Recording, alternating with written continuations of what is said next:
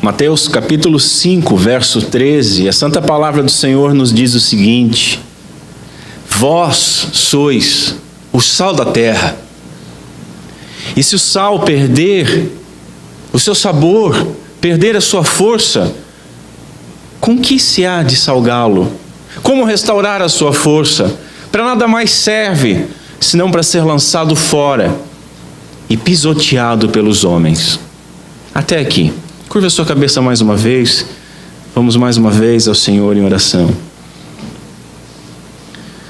Senhor Deus, nosso Pai, tem misericórdia de nós.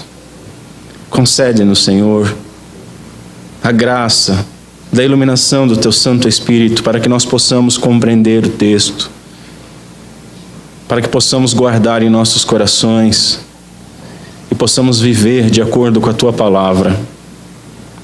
Ajuda-nos, Senhor, a tomar as nossas responsabilidades mediante a dependência da Tua graça e da Tua misericórdia, mas assumirmos essas responsabilidades e vivermos de acordo com o propósito pelo qual Tu nos chamaste. Tem misericórdia de nós, porque sozinhos, Senhor, nós não conseguimos. Tem misericórdia de mim ao expor esse texto. Ajuda. É o que nós te pedimos, no nome santo de Cristo Jesus. Amém. Senhores, na semana passada nós encerramos a perícope, o trecho comumente chamado de bem-aventuranças. Nós vimos na última semana a extensão da 8ª bem-aventurança, né? A bem-aventurança de número 8, bem-aventurados os que são perseguidos por causa da justiça. E vimos a sua extensão, bem-aventurados sois vós, quando mentirem, caluniarem, dizendo todo o mal contra vocês, vos perseguirem por minha causa. E vimos ainda como reagir a isso, qual a forma que nós devemos reagir e qual o motivo que o nosso Senhor Jesus Cristo nos deu para esse chamado a uma alegria tão forte, tão plena, literalmente gritar e pular de alegria mediante essa perseguição. Vimos que isso se deve tanto pelas promessas de que o reino pertence, quanto a certeza de ser bem-aventurado, quanto a causa, o motivo da perseguição, a justiça e a aproximação de Cristo Jesus como Senhor, e por fim, então, a promessa de uma recompensa grande. Assim, após nós vermos, diante dessas bem-aventuranças, a descrição das características do caráter do crente, nós veremos hoje, daremos continuidade, vendo como que esse caráter, ele resplandece ao mundo. Como que esse caráter vira então testemunha ao mundo. Primeiro nós temos que compreender o que o cristão é, e agora vamos compreender como que o cristão é visto, e depois vamos ver o que o cristão faz. Hoje nós veremos então o que Jesus ensinou sobre ser o sal da terra. O que isso significa, qual doutrina o nosso Senhor ensinou e como aplicar tal doutrina no nosso dia a dia. Na próxima semana nós continuaremos no mesmo tema, mas aí observando uma outra metáfora que é a respeito de ser a luz do mundo. Como eu afirmei já na semana passada, houve uma mudança do tempo verbal do texto. Ainda que os bem-aventurados são aqueles que foram regenerados, e somente estes são bem-aventurados, e somente estes têm aquelas características que Jesus descreveu, até a 8ª bem-aventurança, antes da extensão, Jesus dizia à multidão: bem-aventurados aqueles que choram, os pobres de espírito, os pacificadores, aqueles, os, em terceira pessoa. E a partir da extensão da oitava bem-aventurança, ele então fala em segunda pessoa. Bem-aventurados sois vós. E agora ele continua dizendo, da mesma forma em segunda pessoa, vós sois o sal da terra. É como se Jesus estivesse dizendo aqui, vós como ouvintes das minhas palavras, vós como participantes do reino inaugurado, vós que por causa disso sois perseguidos, pois sois precisamente vós que sois o sal da terra, vós que sois a luz do mundo, vós e nenhum outro, fazendo uma clara distinção do crente. O crente foi descrito como um bem-aventurado, e o seu caráter nas bem-aventuranças. E Jesus agora está nos dizendo o seguinte: vocês que são bem-aventurados, ninguém mais, são sal e são luz. Como eu tenho repetido, e vou repetir muito ainda, as bem-aventuranças descrevem o caráter do crente, e sal e luz então são usados pelo nosso Senhor Jesus Cristo como metáforas que denotam o testemunho do bem-aventurado e a sua influência no mundo. Nós fomos chamados do mundo para vivermos no mundo. Somos protegidos no mundo, mas testemunhamos, vivemos, somos sal e luz do mundo. Ou, se você assim preferir, tendo tomado conhecimento daquilo que nós somos, agora nós devemos começar a considerar aquilo que nós devemos manifestar, aquilo que nós devemos ser, nos diz Martin Lloyd Jones. Além da descrição do caráter, nós vimos a atitude hostil e de desprezo do mundo para com aquele que é bem-aventurado. E agora nós veremos o oposto disso. Veremos como que o bem-aventurado, o regenerado, o cidadão do reino é sal da terra, como que ele é a influência de um bem imprescindível. Veremos como ele, a presença dele no mundo é importantíssima, sendo então testemunho. E o meu primeiro ponto, como sempre, o que Jesus quis dizer com essa expressão toda, vós sois o sal da terra. Vamos ver os termos. O termo sal, uma forma tardia de escrita do termo, designa um condimento indispensável, tanto para dar sabor quanto para conservar. Quando nós lemos o Antigo Testamento, nós encontramos algumas ordenanças a respeito do sal. E, por exemplo, em Levítico capítulo 2, nós encontramos o seguinte: e todas as tuas ofertas dos teus alimentos temperarás com sal, e não deixarás faltar a tua oferta de alimentos, o sal da aliança do teu Deus. Em todas as tuas ofertas oferecerás sal. A oferta de manjares, assim como todas as ofertas de alimento, elas deviam obrigatoriamente conter sal. Elas não poderiam ser oferecidas insossas. Segundo alguns comentaristas, isso seria um emblema da santidade de Cristo e da reconciliação fornecida pelo Pai por meio da morte do Filho. O sal também é muito conhecido e muito valorizado ao longo da história, sendo raro de se obter, né? Hoje é tão baratinho, sendo raro de se obter, e até sendo a raiz da palavra salário, vem do termo latino salarium. Funcionários eram pagos com sal. E a gente vai ver que isso é basicamente quase como se eles estivessem dando uma geladeira por mês, porque o sal, ele conserva as coisas. O termo insípido, ou perder o sabor, esse termo é muito significativo, porque o primeiro significado dele é derivado do termo estúpido, indolente, tolo. Ele significa basicamente o seguinte: quando Jesus está dizendo ali sobre tornar-se insípido ou perder o sabor, ele está dizendo como fazer-se ou agir como um tolo, tornar-se como um louco. É significativo. Da onde que eu tiro isso? Isso foi usado em Romanos capítulo 1, verso 22. Paulo diz o seguinte: fazendo-se sábios, tornaram-se loucos. É a mesma expressão. O seu segundo significado, um significado então figurado, é da perda do sabor. É como se fosse comum dizer, nesse momento histórico, que um sal que perdeu o seu sabor, perdeu a sua utilidade, está se fazendo de bobo.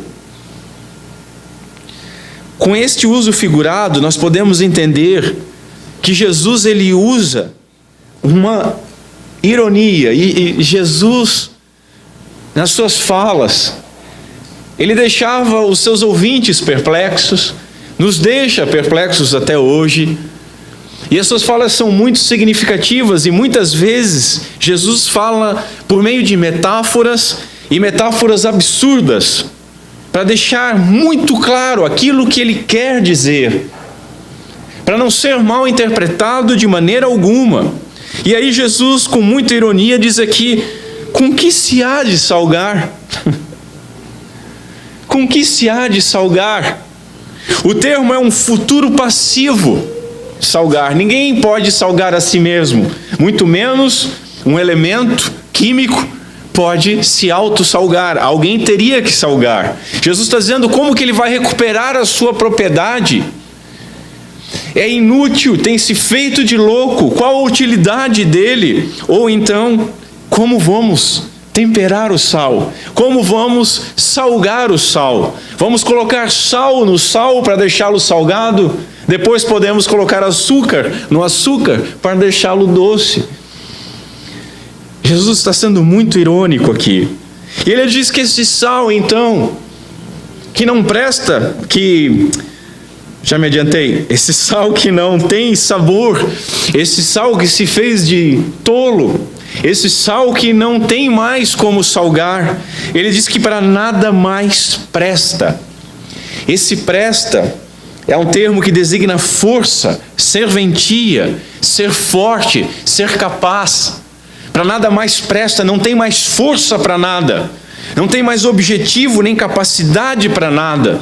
É como se Jesus estivesse dizendo algo assim: se o sal perder a sua força, como restabelecer a sua força? Como restabelecer a sua utilidade? E quando o termo vem junto com o termo precedente, designa algo como ser bom para nada. Ele não é bom para absolutamente nada. Ele não presta para mais nada. É totalmente inútil. Ser lançado fora. Essa expressão também é interessante nós vermos. E o termo fora nós conhecemos. De exoesqueleto. Como, por exemplo, os insetos têm uma cigarra, não tem um esqueleto, não tem ossos, tem um exoesqueleto. O esqueleto é por fora. E quando vai crescer, ele rompe esse esqueleto, deixando então algo como uma casca, externo. E o lançar é expulsar, jogar, é atirar para longe, atirar para fora, então num sentido de ser banido. Pisado, ainda também nós temos que dar uma observada, porque esse pisado tem uma força aqui. Algo que está no chão, nós podemos andar e pisar nisso. Pisar sem querer ou por querer. Mas o que Jesus está dizendo aqui não é um simples pisar nesse sentido. O termo é pisoteado ou calcado, amassado, comprimido com o pé. É muito mais forte do que simplesmente pisar, então. É algo propositado. Diante desses termos, qual doutrina que nosso Senhor Jesus nos ensina aqui? Há uma mudança sutil aqui no Sermão do Monte, afirma o saudoso reverendo Sproul. Jesus, ele deixa de descrever o caráter do crente e de pronunciar bênçãos para agora descrever as responsabilidades do crente. Depois de nós contemplarmos o caráter do cristão, do bem-aventurado, nós passamos então a contemplar a sua função, o seu propósito, o propósito do cristão neste mundo. Nós vimos que as bem-aventuranças, elas não são coisas para o crente fazer. Não são 8 passos para você ser um cristão. 8 maneiras de você ser bem-aventurado. Não, são 8 características que descrevem um cristão. E que o cristão tem que ter essas 8 características em algum grau. Senão, cristão ele não é. Então, não são coisas para ele fazer, mas uma descrição daquilo que ele é. Da mesma forma, com essas metáforas de ser sal da terra e luz do mundo, ainda que nosso Senhor esteja apontando uma responsabilidade, Jesus, ele não está mandando os seus discípulos serem sal ou serem luz. Não é uma ordem de ser sal ou de ser luz. O bem-aventurado, por ser bem-aventurado, ele é sal. O bem-aventurado, por ser bem-aventurado, ele é luz. Faz parte da sua nova natureza, como alguém que foi regenerado. Vós sois o sal da terra. Notem, Jesus não diz assim: vocês devem ser o sal da terra, vocês têm que ser o sal da terra. Não é desta forma que é dito. Não é uma ordem, mas uma constatação mediante as características que ele já descreveu. Vocês são o sal da terra. Ou seja, isso também não depende dos discípulos, mas depende de Deus usar a sua graça. Porque se somente o bem-aventurado é o sal da terra, e somente é bem-aventurado aquele que é regenerado, logo nós dependemos plena e exclusivamente da graça e da misericórdia de Deus. É Ele quem nos faz, é Ele quem nos transforma, é Ele quem nos dá uma nova natureza, não depende dos discípulos. Portanto, o destaque do texto, de certa forma, continua sendo o seu caráter, mas agora, observando qual o propósito de ter esse caráter, de haver o cristão ter seu caráter modificado pela sua nova natureza. Sal e luz, senhores, eles são um testemunho externo das nossas bem-aventuranças. Ser sal e ser luz, esse é o testemunho. Sal e luz, senhores, funciona pelo que eles são, não pelo que eles fazem. Pelo que eles são. Eu entendo aqui que Jesus, ele está nessa primeira metáfora enfatizando o valor da conservação e não do tempero. Vocês já devem ter ouvido algumas ministrações onde os pastores dizem: olha, vocês têm que dar sabor ao mundo, vocês têm que temperar o mundo, né? Aquela coisa toda. Eu não consigo entender aqui nessa primeira metáfora a questão de dar sabor, mas sim a questão de conservação, ainda que inegavelmente, né, o sal, ele promova sabor às coisas, e não há nada pior do que comida insonsa, né? Aquelas pessoas que estão com problema de coração, que o médico vem, dá uma série de remédios e uma série de coisas que não pode fazer, e talvez a pior seja: olha, tira o sal da comida, né? Se um dia eu tiver que ouvir isso, eu vou dizer: doutor, vamos ter que dar outro jeito. O que anula o sal? Porque comer comida sem sal é horrível, né? O sal é inegavelmente um promotor de sabor, e essa é a sua principal função nos nossos dias, correto? Nós temos geladeira, né? Nos nossos dias, a principal função do sal é dar sabor. E que ainda possamos dizer, como diz o Lloyd Jones, que a vida neste mundo tornar-se-ia insípida sem o cristianismo bíblico. Se tornaria sem sabor se não fossem os cristãos. Mas ainda assim, eu vejo a influência positiva, melhor representado pela metáfora luz do mundo. De tal maneira que eu enxergo no sal um caráter exclusivamente conservador. John Stott, ele diz que particularmente nos séculos antes do invento da refrigeração, o sal era usado para preservar a carne do apodrecimento. E na verdade ainda é, não é verdade? Qual brasileiro que nunca comeu, ou que pelo menos nunca ouviu falar da famosa carne de sol, do charque, jabá, carne do Ceará ou carne seca? Além de ter ouvido falar, já comi e é maravilhoso.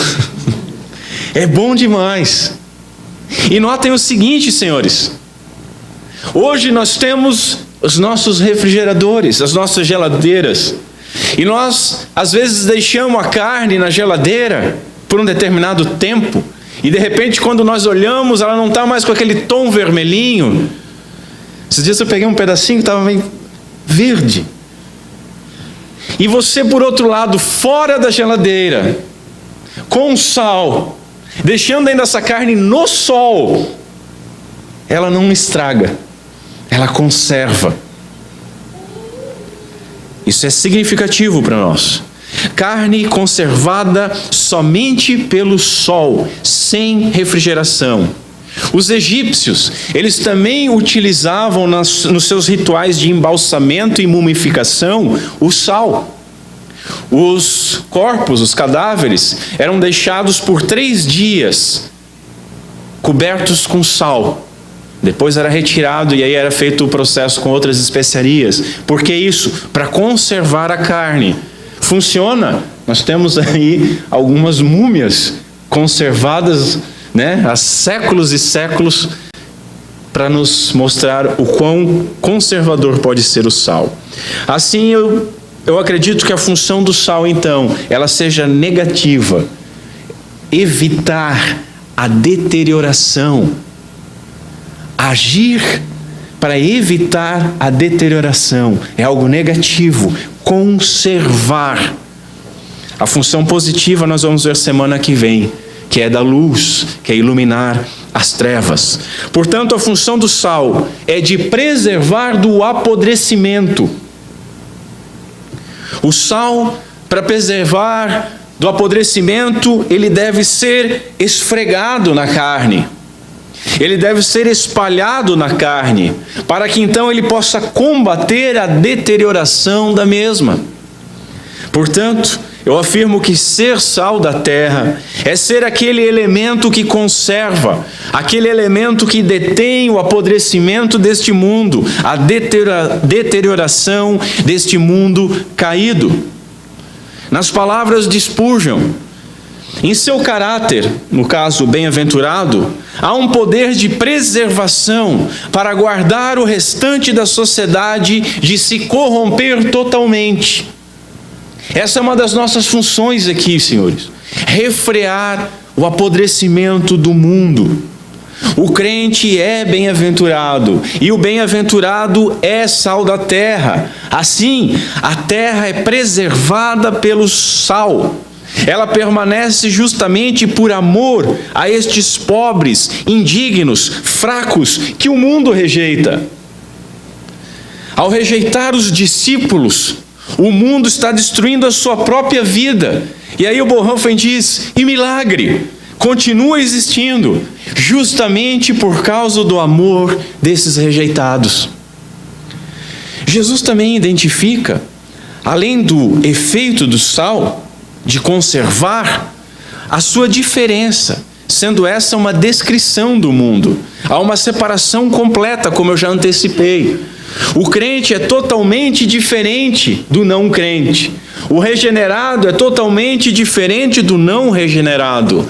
Vós sois o sal da terra. Vós, e somente vós. Essa é a ênfase do texto.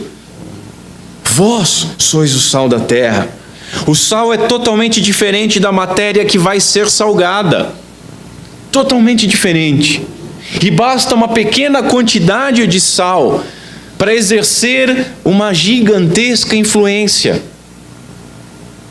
Botar sal demais também é ruim. Mas basta um pouco de sal. Vamos usar esse exemplo para ficar bem claro na nossa cabeça. Quanto de sal que você precisa para conservar uma carne? Quantos cristãos nós temos? Quantos nós precisamos para conservar este mundo? O mundo, senhores, ele jaz no maligno. E os bem-aventurados, eles são chamados a ser como um purificador moral. Em um mundo onde os padrões morais, eles são baixos, eles são instáveis e mesmo inexistentes, nos ensina um teólogo. O bem-aventurado, ele é o sal que preserva o mundo dos germes da corrupção. O bem-aventurado é o sal que preserva o mundo das larvas do pecado. O bem-aventurado é o sal que preserva o mundo das bactérias da concupiscência da carne. Assim, senhores, a igreja, ela é um grande saleiro, aonde o crente, ele é refinado, e é refinado pela ação sobrenatural do Espírito Santo, e de onde ele deve sair e salgar, detendo então a corrupção moral, a corrupção social e a corrupção religiosa do mundo. Sendo assim, uma das tarefas da igreja é impedir que o mundo apodreça em si mesmo. Alguns historiadores afirmam que o cristianismo ele salvou a cultura ocidental da completa barbárie.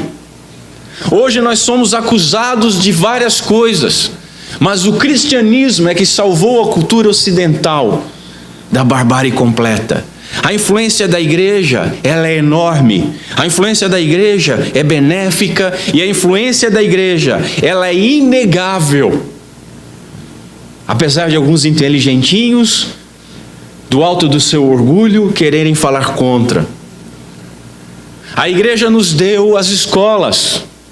O ensino, antigamente era apenas para uma casta, e em muitos lugares era dado somente nos monastérios.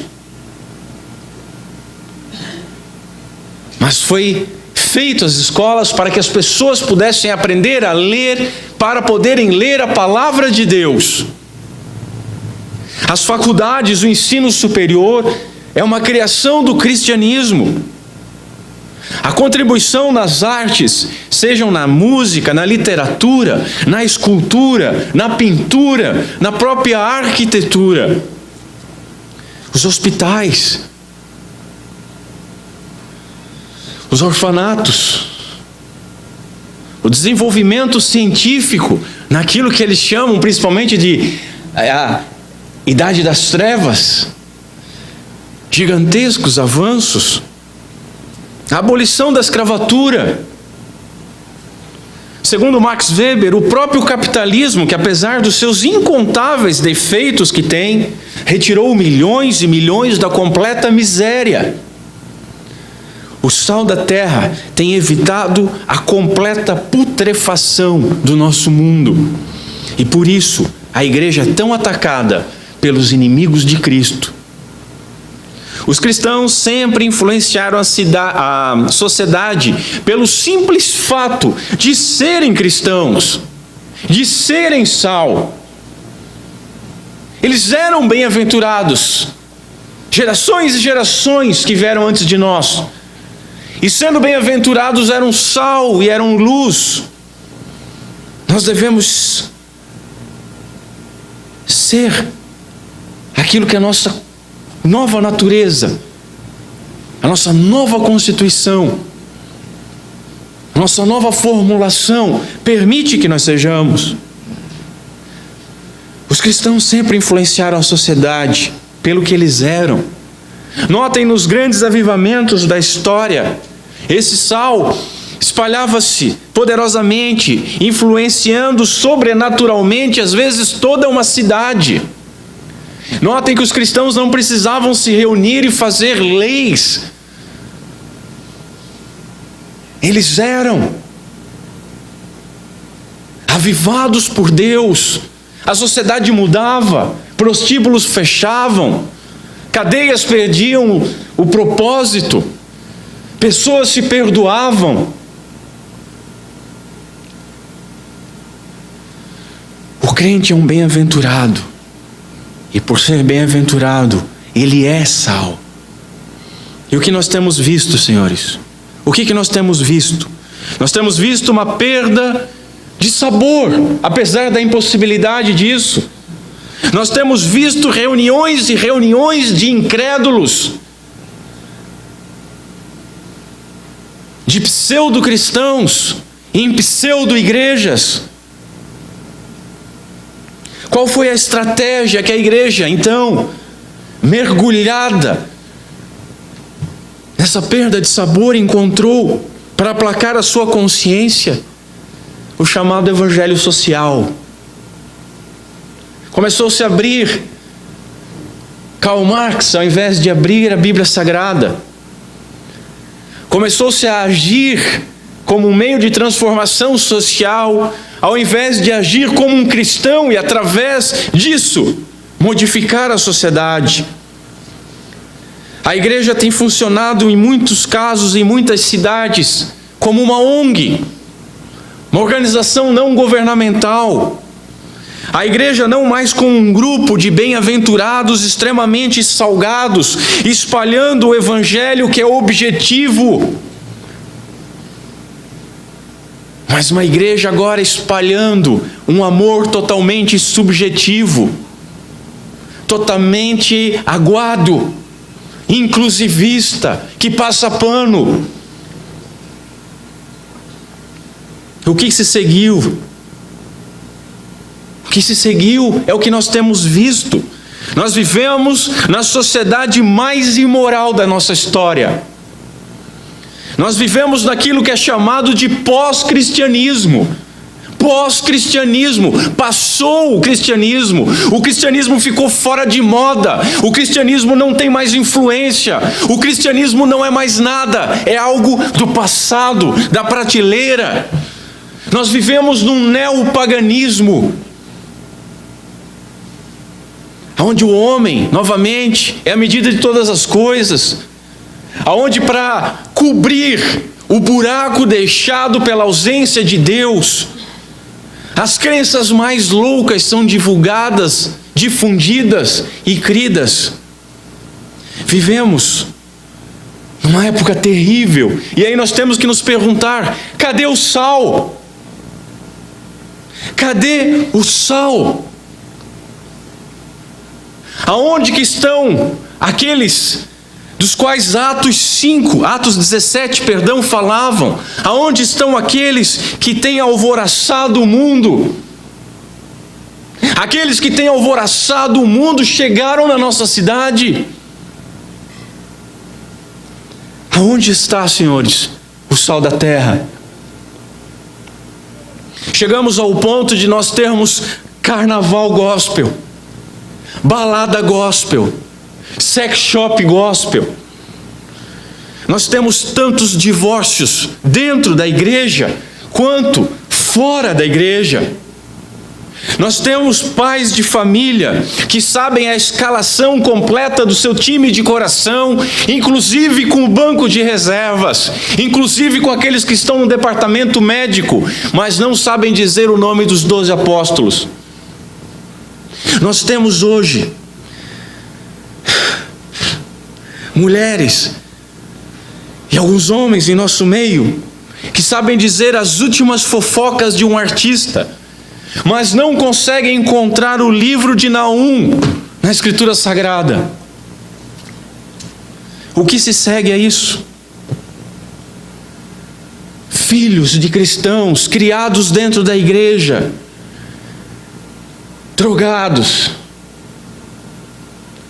viciados em pornografia, meninas criadas dentro da igreja, grávidas, com 12, com 13, com 14 anos, pais corruptos, pais mentirosos, pastores pedófilos, pastores roubando as suas ovelhas. Cadê o sal? O que se segue a isso? O mundo perdeu o sal que o conservava. O mundo tem matado os seus filhos ainda nas barrigas de suas mães, em números estratosféricos. Só na América, só nos Estados Unidos, só nos números oficiais, 1.500.000 abortos por ano. A metade da população de Santa Catarina. Isso nos números oficiais, isso somente nos Estados Unidos. O casamento virou uma piada, inclusive dentro da igreja.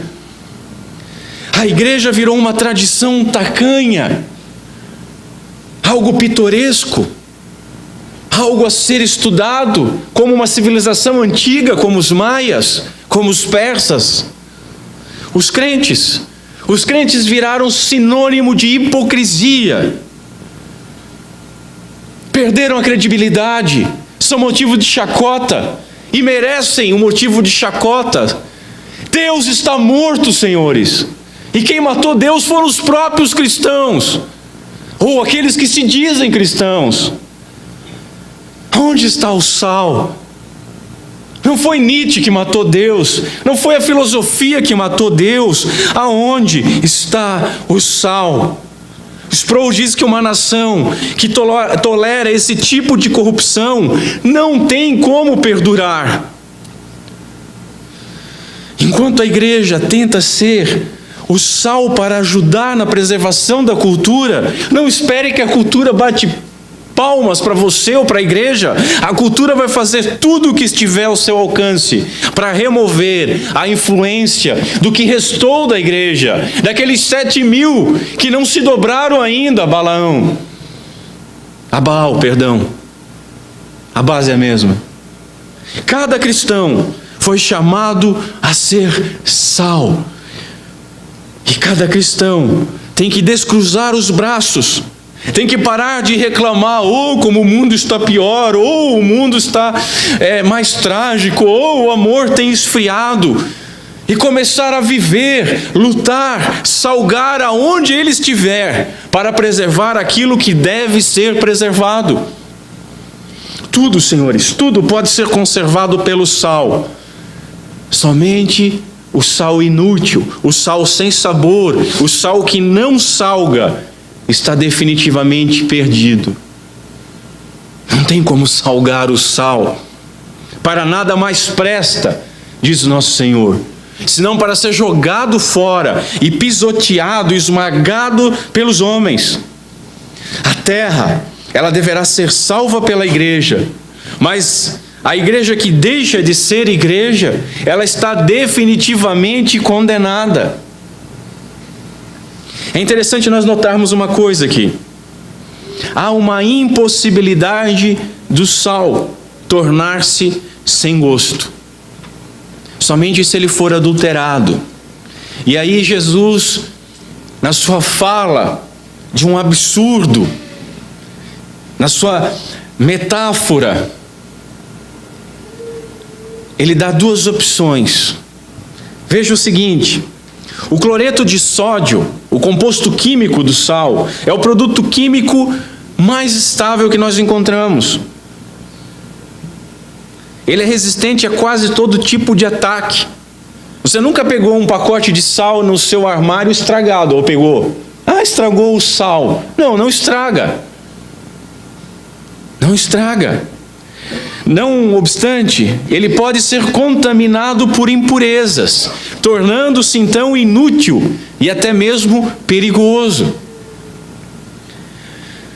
John Stott, ele cita uma aula que ele teve com um doutor, e esse doutor disse o seguinte: ele me explicou que naquele tempo, naquela época de Jesus, chamava-se de sal um pó branco, talvez apanhado à volta do Mar Morto. Os irmãos sabem que o Mar Morto tem uma quantidade absurda de sal, né?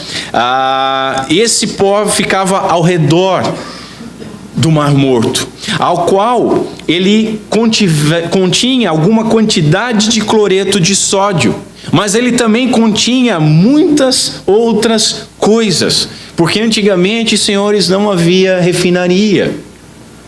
Então as pessoas juntavam esses amontoados de pó branco ao redor do Mar Morto e tinham isso tudo como sal. Nesse pó, o cloreto de sódio era provavelmente o composto mais solúvel e, portanto, o que mais facilmente desaparecia. E aí o resíduo de pó branco, ele ainda pareceria ser sal, e sem dúvida era chamado de sal, mas não tinha o seu gosto e nem agia com propriedade de conservar como sal. Ele não passava de pó do chão. O que eu quero dizer com isso? Isso é algo muito semelhante. Aquelas igrejas que parecem ser igrejas, são chamadas pelo nome de igrejas, mas não são igrejas. Igualmente semelhante àqueles que parecem ser bem-aventurados, que parecem ser sal, são chamados de sal, mas não são sal.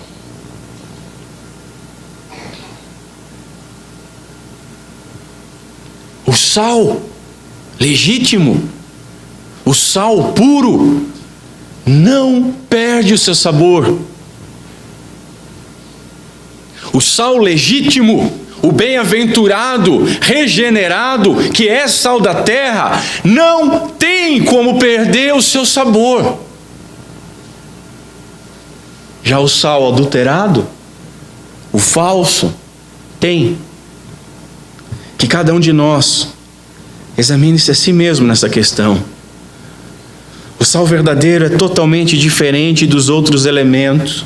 E repito, não perde o sabor. Nós temos que nos perguntar, senhores, nós somos o sal da terra? Já aquilo que parece sal para nada serve, se não ser lançado fora e pisado pelos homens. Nós somos sal legítimo? Ou somos apenas um pó branco? Assim, essa expressão de Jesus demonstra que anomalia que é um crente inútil. É um absurdo, ele está falando de algo que não pode acontecer. Só vai acontecer se não for legítimo.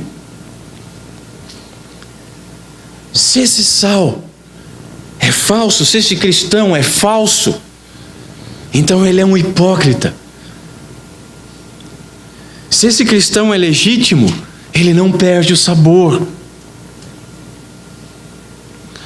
O sal legítimo, ele não perde o seu sabor, ele não perde o seu valor, assim como o Evangelho não perde o seu sabor e não perde o seu valor.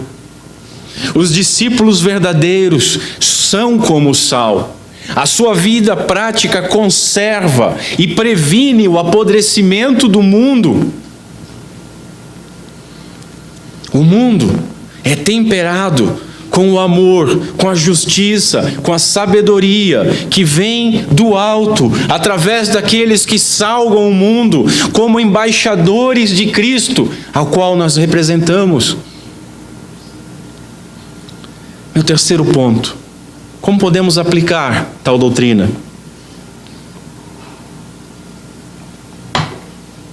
Em primeiro lugar, Jesus é sempre o nosso eterno paradigma. E como nós encontramos em Hebreus, que Ele é aquele que sustenta todas as coisas pela palavra do seu poder, como vimos hoje, na sua providência, na escola bíblica dominical. Ele, então, é o nosso maior exemplo de sal da terra. Ele preserva todas as coisas. Veja, o que fazia com que as pessoas fossem até Jesus? O que movia, tirando alguns que iam só por causa dos milagres, mas mesmo assim por causa dos milagres, que era algo diferenciado, era algo extra, por que as pessoas iam até Ele? As pessoas iam até ele porque ele era completamente diferente dos ímpios. As pessoas iam até ele porque ele era completamente diferente dos religiosos. Porque ele salgava. Quando, para construir pontes de diálogo com o mundo, nós começamos a negociar princípios e valores cristãos, quando tentamos ser semelhantes ao mundo, nós estamos exatamente perdendo o sabor e perdendo exatamente o motivo, o único motivo que nos faria interessantes ao mundo: ser diferente. Quanto mais semelhantes a Cristo nós formos, mais salgados seremos e mais poder de conservação nós teremos. Ainda que alguns de nós seja sal grosso, machuca os outros, mas mesmo sal grosso conserva.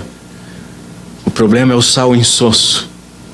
Segunda aplicação: o sal dentro do saleiro é inútil, tendo ou não tendo sabor. Você pode ter comprado sal grosso, sal temperado, sal marinho. Você pode ter o melhor sal que você tiver, no saleiro mais bonito que você conseguir comprar, e comprar a melhor carne que você tiver. E aí você vai fazer um churrasquinho. Mas você não coloca o sal sobre a carne. O que você vai ter? Uma carne sonsa e um sal inútil. Nós podemos ter as melhores e mais bem arrumadas igrejas, os mais bonitos templos, os melhores tipos de sal, verdadeiros, legítimos, mas se tiver todos agrupados dentro do saleiro e não fizer absolutamente nada, aonde ele tem o seu efeito, quer salgar o mundo, quer conservar o mundo, é totalmente inútil. Seja ou não seja sal legítimo, tenha ou não tenha sabor. O cristão não é o sal do céu, senhores. O cristão não é o sal da igreja. O cristão é o sal da terra. Nós somos colocados neste mundo, somos guardados neste mundo, somos preservados neste mundo para salgar este mundo. Ainda que separados, ainda que santificados, nós não fomos chamados para nos retirarmos do mundo, para vivermos quase como num mosteiro, mas para viver no meio do mundo, no meio da sociedade, sendo aquilo que nós fomos chamados para ser. O sal só é útil quando é utilizado, quando é esfregado na carne,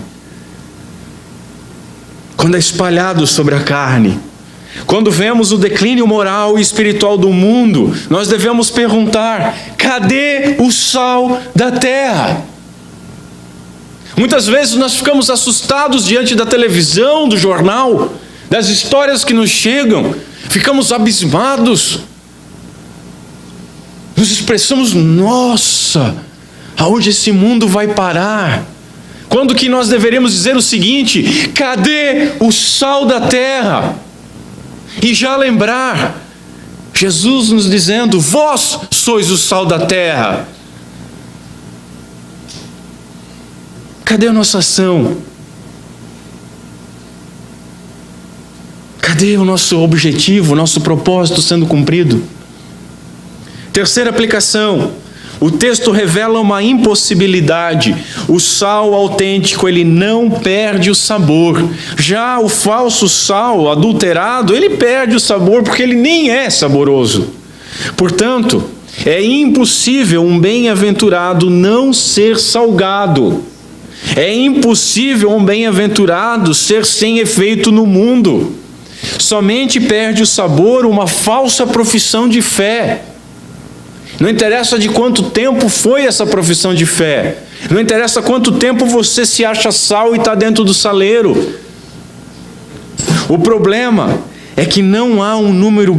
há um número bem resumido de verdadeiros cristãos. Esse é um dos grandes problemas do nosso mundo. Muitos são chamados, mas poucos são escolhidos.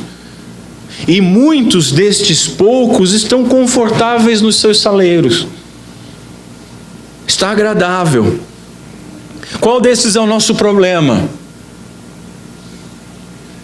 Somos sal ou não somos sal? E se somos sal, estamos confortáveis nos nossos habitats, nos nossos saleiros? Cadê o sal da terra? Se o bem-aventurado falha em exibir essa realidade espiritual, o testemunho dele, por mais bonitinho que seja, será pisado pelos homens. Não serve para nada. Inclusive um teólogo diz que o mundo se deleita quando um crente ele não é fiel àquilo que ele professa. Cadê o sal? Como salgar o sal? Senhores, nós não fomos feitos de açúcar. Jesus não diz que é para nós alegrarmos o mundo.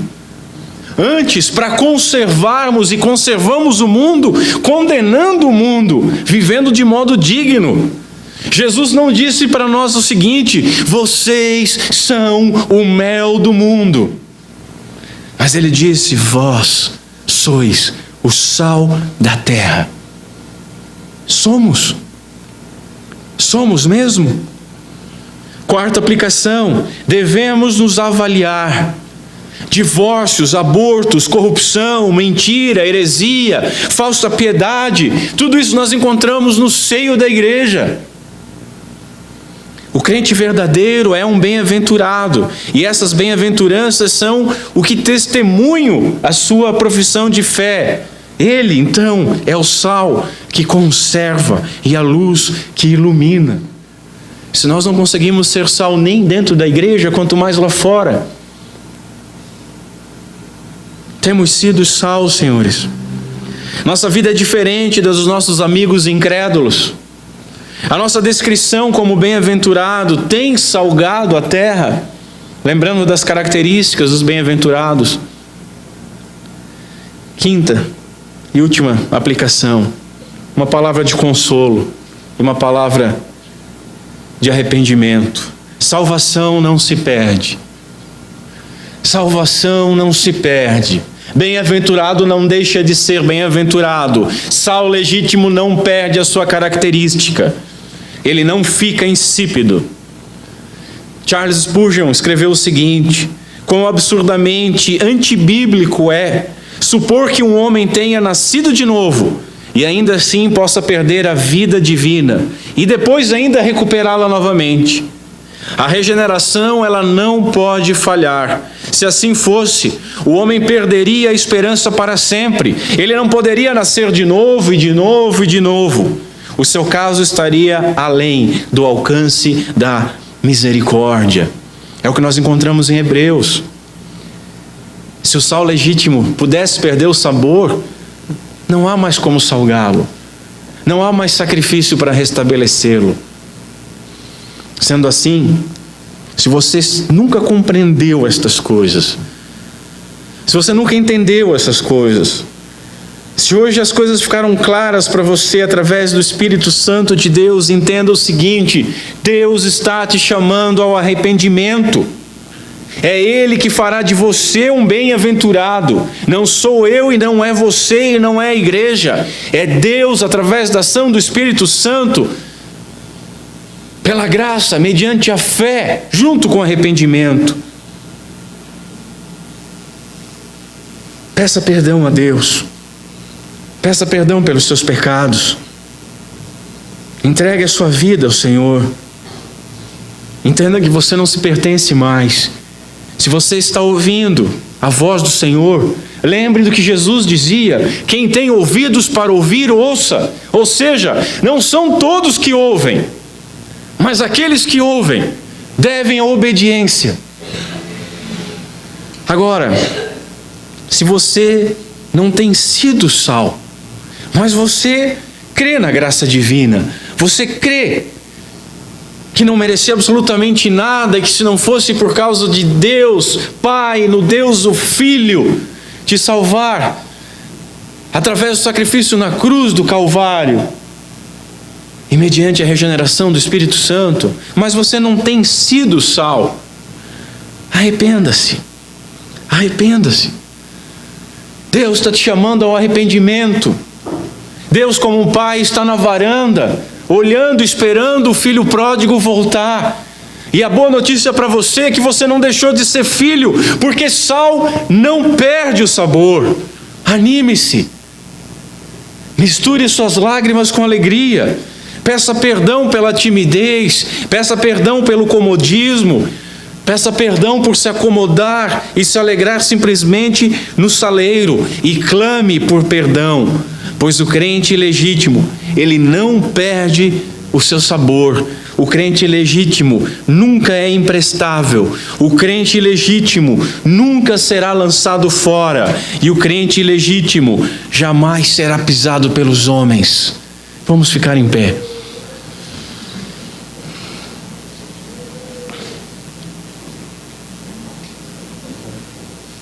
Curve a sua cabeça. Apesar da última aplicação de consolo, nós sabemos que essa palavra é de arrependimento.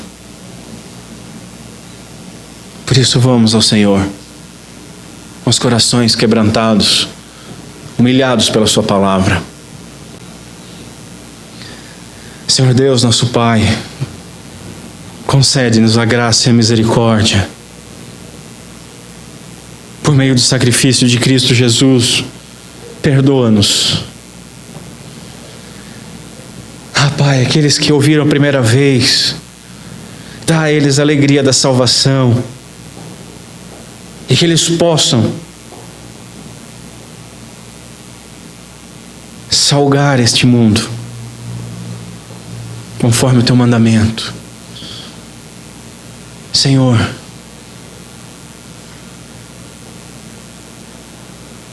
como a maioria dos cristãos que estão aqui hoje, ou que vão ouvir essa mensagem, em nome deles, em meu nome, eu peço perdão por aqueles que já foram regenerados, por nós que já experimentamos da tua graça e da tua misericórdia, já fomos libertos do pecado, da condenação da lei, fomos feitos filhos, fomos feitos bem-aventurados, foi dado-nos sabor e uma característica de conservar este mundo, mas temos falhado miseravelmente, Senhor. Temos sido tímidos, covardes, vendidos, acomodados, falsos, saudosos do passado. Lembra-nos, Senhor, que aqueles que colocaram a mão no arado e olham para trás não são dignos. Que o teu Santo Espírito não permita que nós olhemos para trás. Que os nossos olhos estejam firmes no autor e consumador da nossa fé. Que deixemos para trás as coisas que ficaram. E arrependidos e dependentes da tua graça e misericórdia, possamos agora ser usados para conservar este mundo caído, para exalar o bom perfume de Cristo, para sermos úteis. Nos ajuda, Senhor. Hoje, mais uma vez, renovamos a nossa aliança contigo, e dizemos e confessamos que tu és o nosso Deus, e dizemos e confessamos que precisamos do teu perdão. E com fé, nós oramos, ouvimos o teu chamado, nos quebrantamos, participaremos do teu sacramento, nos alimentaremos contigo e renovaremos a nossa aliança. Concede-nos, Senhor, força, concede-nos graça para mortificarmos a nossa carne, vivendo da forma que tu nos chamaste para vivermos. Pedimos essas coisas e te agradecemos por essas coisas, no nome santo de Cristo Jesus, nosso Senhor. Amém.